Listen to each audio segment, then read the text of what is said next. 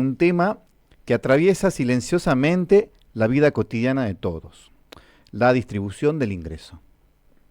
Porque no se trata solamente de cuánto crece una economía, sino de cómo se reparte ese crecimiento o cómo es el crecimiento efectivo de los ingresos.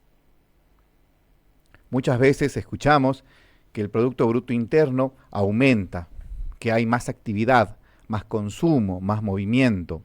Pero la pregunta clave es, ¿quiénes se benefician realmente de ese crecimiento? ¿Quiénes se deberían beneficiar de ese crecimiento? Cuando el ingreso se concentra en pocos sectores, lo que vemos es una economía que puede crecer en números, pero no necesariamente mejora la calidad de vida del conjunto de la sociedad. La distribución del ingreso es, en esencia, una radiografía de la equidad. Nos muestra cuánto se llevan los trabajadores, cuánto el capital, cuánta es la distribución de cada uno de los factores que están afectando en la producción. En contextos de alta desigualdad, no solo hay diferencias económicas, hay también brechas en educación, en acceso a la salud, en condiciones de vida. Es decir, la desigualdad económica se transforma en desigualdad social. Ahora bien, este fenómeno no es casual. Está profundamente vinculado con las decisiones política económica. El sistema tributario, el nivel de salarios, la informalidad laboral, el acceso al crédito, la estructura productiva. Por ejemplo, economías con alta informalidad suelen tener peores indicadores distributivos, porque gran parte de la población queda fuera de los mecanismos de protección social. Pero también hay algo más profundo. La dinámica del mercado por sí sola no garantiza una distribución equitativa, sin políticas que corrijan desequilibrios. La tendencia natural suele ser hacia la concentración de poderes. Por eso, el debate no es solamente técnico, sino también político y ético. ¿Qué tipo de sociedad queremos construir todos en conjunto? Hablar de distribución del ingreso no es hablar de quitarle a unos para darle a otros, como muchas veces se plantea de manera simplista. No se trata solamente de buscar una justicia social. Es hablar de generar condiciones para que más personas puedan participar en el crecimiento económico de una sociedad. Es pensar en una economía más inclusiva, donde el esfuerzo tenga su recompensa y donde el origen no determine el destino. En definitiva, el desafío es lograr un equilibrio, una economía que crezca, pero que también incluya, porque el verdadero desarrollo no se mide solamente en cifras, sino en bienestar compartido.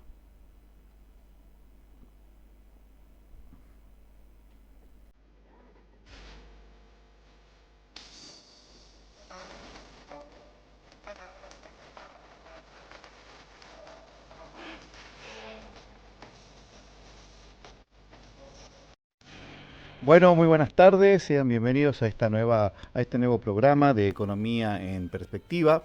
En esta oportunidad va a conducir el programa yo, José María, sean bienvenidos todos. Gastón en esta oportunidad no pudo haber estado y vamos a tener una visita bastante importante y es la que constantemente maneja estos temas y es especialista en la parte de cuantificación, que es Valeria Muñoz, y enseguida, muy pronto, vamos a tener su presencia para discutir. Hoy, bueno, nos toca interpelar a los que nos están oyendo respecto a la distribución del ingreso, que es un tema que a todos nos interpela, a todos nos llama la atención, con una pregunta. ¿Qué explica, por ejemplo, que algunas personas tengan mayores niveles de ingresos que otros, que otras? ¿Qué está explicando eso? ¿Qué está sucediendo? ¿Qué fenómeno está pasando de por medio? Por otro lado, es un tema de economía, es un tema de política, es un tema de decisión de toda la sociedad en conjunto, de unos pocos o de muchos. Por otro lado, otra pregunta que intentaremos responder es ¿cuál es la diferencia entre crecimiento económico y distribución del ingreso. ¿Qué lo separa? ¿Qué mantiene distancia entre esos dos fenómenos que estudia la economía? Y por supuesto, en consecuencia de esta pregunta, nos podemos preguntar, ¿se puede tener crecimiento sin mejorar la distribución? Son preguntas que intentaremos medirlas, intentaremos responderlas y discutirlas en el programa. El INDEC, las semanas anteriores estuvo presentando el nivel de pobreza de Argentina y de sus 31 aglomerados. Posteriormente publicó el informe de distribución del ingreso a nivel nacional, que es la evolución de la distribución del ingreso, y este fenómeno INDEC lo mide porque es la autoridad competente. O sea, INDEC es quien tiene las cifras oficiales en términos de institucionales para medir y cuantificar estos indicadores. Y bueno, y para Salta, de forma particular, el Instituto de Investigaciones Económicas pudo hacer un brochure, un resumen de los principales indicadores, pero para Salta, en donde observamos que para el tercer trimestre de 2025, para la provincia de Salta, el ingreso medio de cada uno de los pobladores es 732.000 pesos, que es lo que estamos viendo justo en pantalla. Al mismo tiempo, se calcula que está el índice de Gini a 0,44 puntos.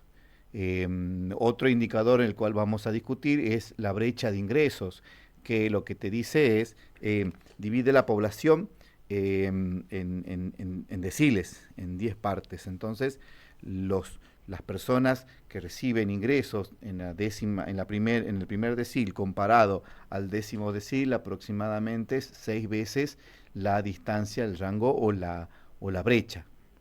Y por supuesto, cerca del 26% de todos los ingresos que se generan en una economía está captado por el decil número 10 o el decil que recibe la mayor cantidad de ingresos.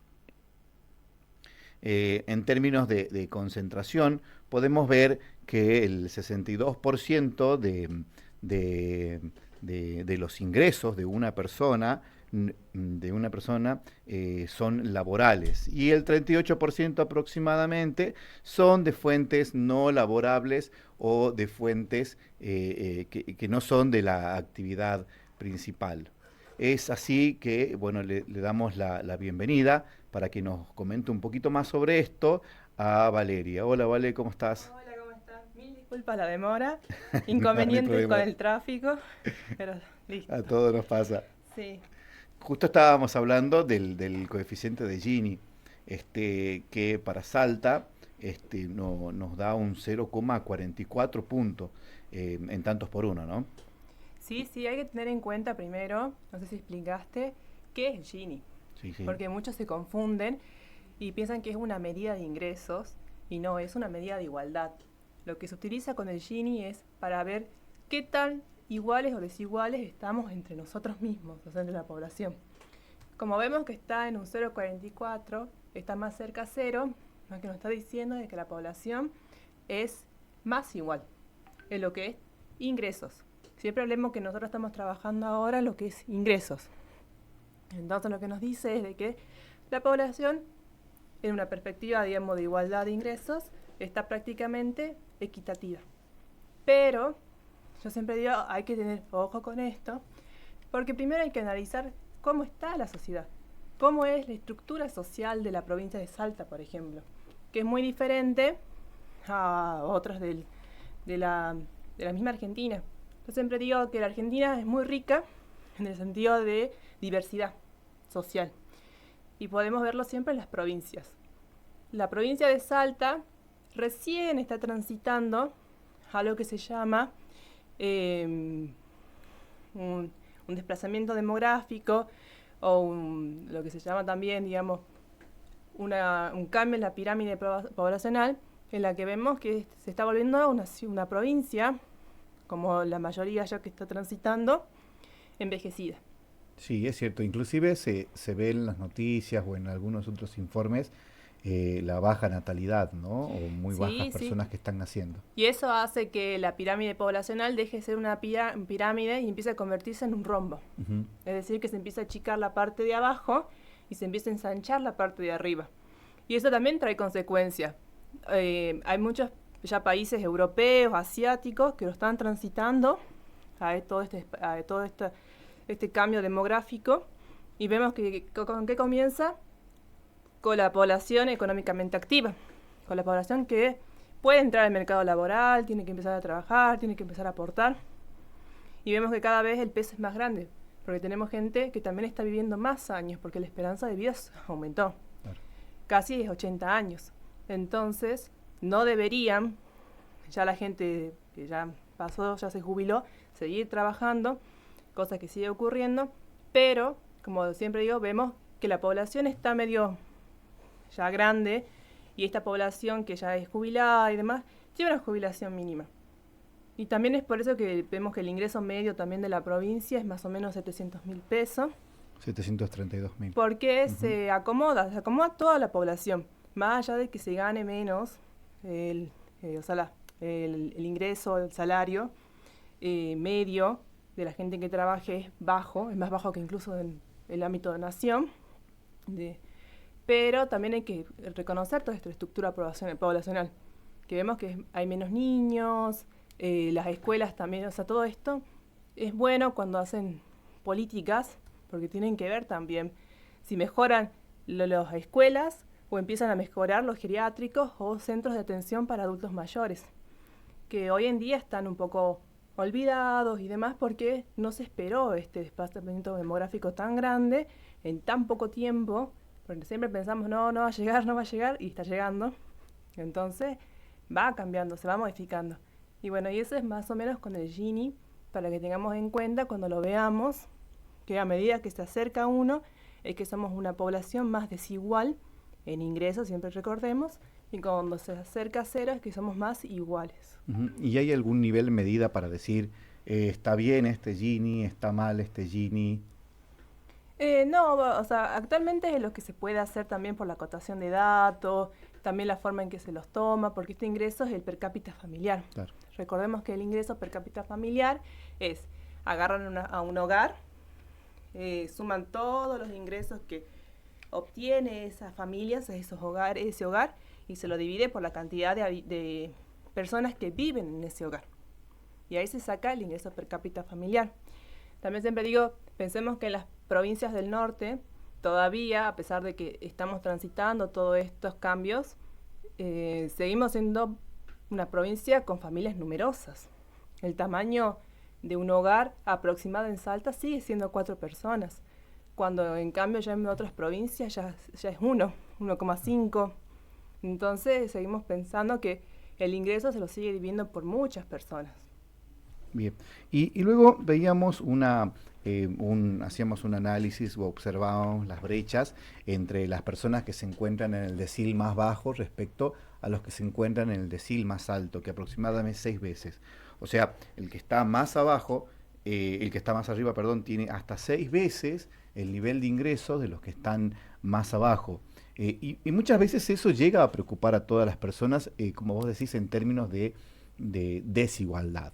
Sí, sí. Sin embargo, hay otro dato que justo estábamos viendo, que es un ejercicio que hicimos, que es de que el 26% de todo el nivel de ingreso está captado por el último decil, por el décimo decil. Sí, por eso vemos también, por esto que salió de la igualdad de Gini y todo, que Sí. estamos más iguales. ¿Por qué? Porque el 26% nada más está captado el último decil, en cambio el 70, bueno, lo redondeamos, el 74%, prácticamente es toda la provincia que está ganando relativamente lo mismo. Cuando se arma el decil, se toman siempre por ingresos, siempre recordemos, acá no estamos tomando cantidad de población, porque se lo puede tomar Ujú. por cantidad de población y se va haciendo un ingreso, acá se lo toma por ingreso. Y se hacen 10 medidas de ingreso, que son de tanto en tanto. Como la provincia en general es bajo el ingreso de los habitantes, de la gente que está asalariada, acá hablamos siempre del asalariado en el sentido de que no importa si es formal o informal, o sea, gana un salario, ya sea no laborable o laborable. que el no laborable es todo lo que sea subsidio, todo lo que no sea, digamos, un salario, que no te paguen por hacer un trabajo. En cambio, el laborable sí. Mientras vos hagas un trabajo y te den un salario, eso es el laborable. Vemos que es fuerte el no laborable acá dentro de Salta y a su vez vemos que lo ganan muchas personas. Porque tenemos, como ya expliqué, una población envejecida, también una población que a pesar de todo tiene todavía niños. Y, o sea, de cada 100 personas, 52 personas no están dentro de la edad, digamos, para trabajar. Es decir, que 48 personas son las que están en edad de trabajar. Eso no condiciona a que trabajen, sino que estén dentro de la edad. Si lo dividimos en la cantidad de la tasa de actividad, que es un 44%, nos quedan casi 22 personas que están dentro de la tasa de actividad, es decir, que están que pueden trabajar, que no tienen ninguna disminución, no tienen ninguna imposibilidad de entrar al mercado, y de ahí solo casi el 3% de esos 22 están en blanco. Claro. Entonces nos pongamos a pensar que casi 3 personas son las que sostienen 97 personas. Uh-huh.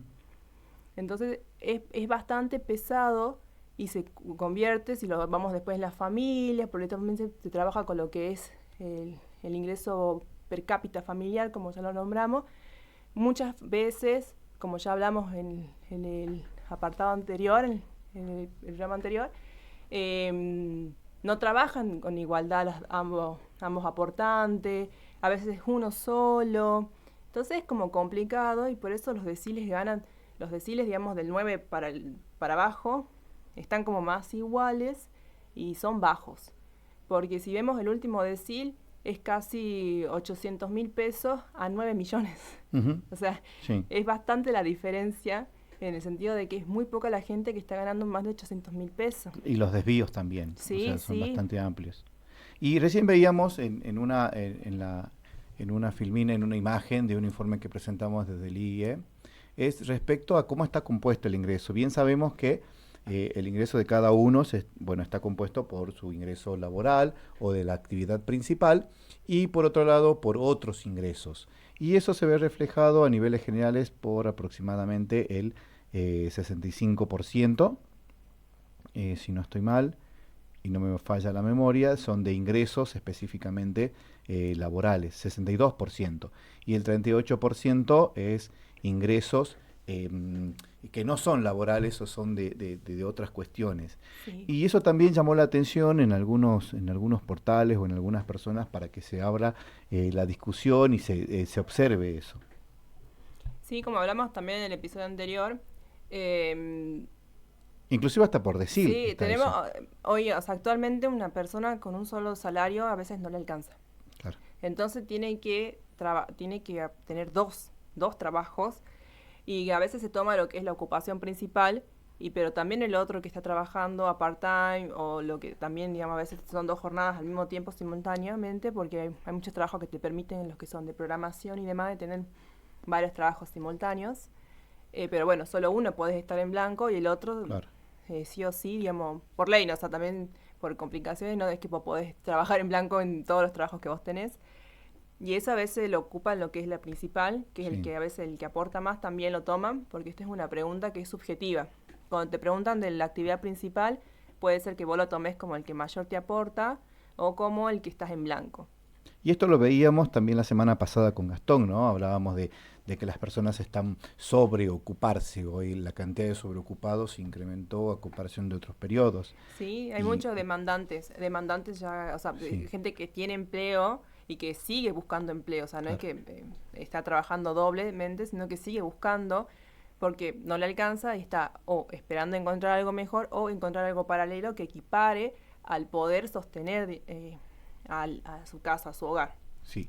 Y si bajamos un poco más en el informe, vemos que hay una relación negativa entre los deciles y el ingreso laboral o no laboral, ¿no? O sea, a mayor decil, o sea, a menor decil en todo caso, mayor presencia de ingresos no laborales. Sí, lo que pasa es que también hay que ponernos a pensar que Ahí a está, veces mirá, los ese es el gráfico. los deciles más bajos también son de los estratos más bajos y son los que más viven o subsisten, más decirlo, con los no laborables, que son los subsidios y demás ingresos, porque también ellos no tienen una ocupación en blanco, muchos tienen pequeños trabajos part-time, o lo que se llama la famosa changa, y son trabajos que no le aportan tanto como el no laborable. Entonces, por eso los estratos más bajos, o sea, los deciles más bajos, se los asocia con estos estratos. Cuando hablamos de estratos, es más o menos como trabaja la pirámide de ingresos, que son los estratos, digamos, de clase baja, clase media baja y demás, que siempre hablamos, como siempre decimos, de ingresos. No estamos hablando de lo que es la estructura ni de lo que es lo social, sino que siempre hablamos de ingresos. Entonces, es muy fuerte la presencia de esto. Entonces, a medida que vos vas creciendo también en el decil, también se te van acortando los no laborables, porque vos, al tener ciertos ingresos, ya no te corresponde el no laboral.